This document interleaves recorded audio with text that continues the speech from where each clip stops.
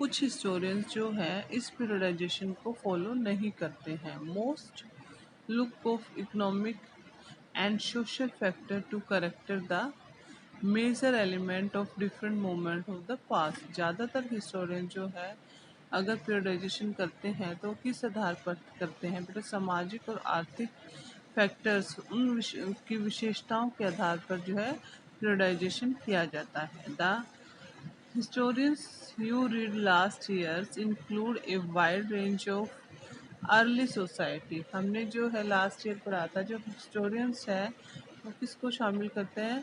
जो early society के अंदर wide range of include a wide range of early societies Hunter gatherer. Early society के जो Hunter और गैदरर थे उनको शामिल किया गया था। Early farmers people living in town and village and early empire and the kingdom. किस किस को शामिल किया गया था? हंटर और गैदरर को। वो कहाँ पर रहते थे? एम्पायर्स, उनकी कौन सी एम्पायर और किंगडम थी? और क्या स्टडी किया था? द हिस्टोरियंस उनके गांव के बारे में, उनके एम्पायर के बारे में, उनके टाउन्स के बारे में, उनके किंगडम के बारे में ये सब डिस्कस किया गया था। Historians you will be studying this year are often describe as the medieval period. और इस साल जो हिस्टोरियन स्टडी करेंगे क्लास 7 में बेटा, ये करेंगे डिस्कस मिडेवल पीरियड के बारे में। You will find out more about the spread of present societies. और हम इसके अंदर जो है और ज़्यादा पढ़ेंगे इसके बारे में, प्रेजेंट सोसाइटीज़ के बारे में। The rise of regional and imperial states formation, किस तरह से राइज हुआ, हमारी स्टेट्स बनी, रीजनल और इम्पीरियल स्टेट्स बनी। Sometimes at the cost of personal and the forest people. The development of Hinduism and Islam as major religion and the arrival of the European trading companies। और इस समय पर जो भी societies बनी, जो भी सिटीज़ डेवलप हुई, वो सब किस आधार पर हुई बेटा? या तो पर्सनल, पेस्टोरल या फिर फॉरेस्ट पीपल थे। क्या थे? Cost of pastorals and the forest peoples. The development Hinduism, और इसके अंदर डेवलपमेंट हिंदुज़म इस्लाम को दिखाया गया। इसमें इस समय में मुख्य धर्म यही थे। और अराइवल दिखाई गई किसकी? यूरोपियन ट्रेडिंग कंपनीज की। These 1000 years of Indian history witnessed considerable change. ये जो 1000 year है ये हमें दिखाते हैं कि ये गवाह है कि कितने हमारे हिस्ट्री के अंदर, इतिहास के अंदर बदलाव आए। After all the 16th and 18th centuries were quite different from the 8th or the 11th। After 16th and 16th और 17th सेंचुरी के बाद जो है उसके अंदर quite different from the 18th और 17th। ये जो दोनों सेंचुरीज है 18th और 17th और 18th सेंचुरी से कुछ डिफरेंट है from the 8th or the 11th। Therefore, describing the empire period of one historical unit is not without its problems. Moreover, the medieval period is often contrast with the modern period। जो medieval period को जो है हम किसके साथ contrast करते हैं बेटा? modern period के साथ करते हैं।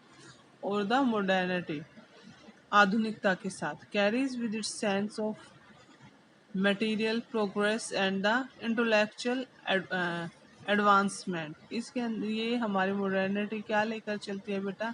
सेंस ऑफ इंटेलेक्चुअल और प्रोग्रेस और मटेरियल प्रोग्रेस के बारे में बताती है। Was lacking in the change of whatsoever, but of course we know this was not the case. पर हम जानते हैं कि ये बदलाव जो है पूरी तरह से हिस्ट्री में शामिल नहीं किए जाते। हिस्ट्री के अंदर बहुत सारी और भी चीज़ें देखी जाती, सामाजिक रूप से, आर्थिक रूप से लोग कैसे रहते थे, कैसा खाता पीते थे, कितने उनके बीच में डेवलपमेंट हुई। During this 1000 years of the societies of the subcontinent were transformed often economic in several regions reached a level of prosperity। thousands of years में जो भी बदलाव आए सब कॉन्टिनेंट के अंदर आर्थिक रूप से, और कई क्षेत्र जो है लेवल ऑफ प्रोस्पेरिटी को रीच कर गए, मीन्स वो समृद्ध हो गए।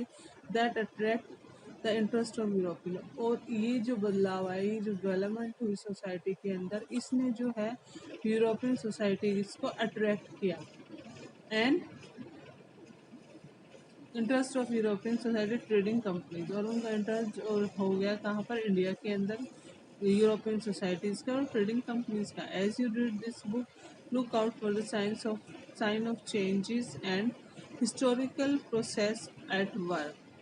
Also, whatever you can try and compare what you read in this book with what read last year. और इस बुक को पढ़कर आप कंपेयर कर सकते हो कि क्या क्या बदलाव आए आप हिस्ट्री के अंदर।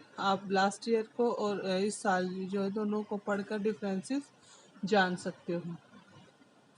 Look out the changes and continuous what you can continuities, क्या बदलाव आए और लगातार क्या हो रहे हैं। And look at the world around you to see what else has change or remain the same, क्या क्या चेंज आने हैं और क्या चीज़ें हमेशा एक जैसी रहनी है। इस चैप्टर में हम पढ़ेंगे, आगे पूरी हिस्ट्री में हम पढ़ेंगे बेटा। पूरी हिस्ट्री को आपको पढ़ना है। इसमें कीवर्ड्स दिए गए हैं बेटा,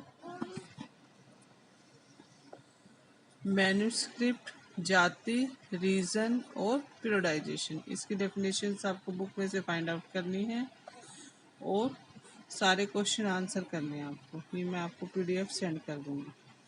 थैंक यू बेटा।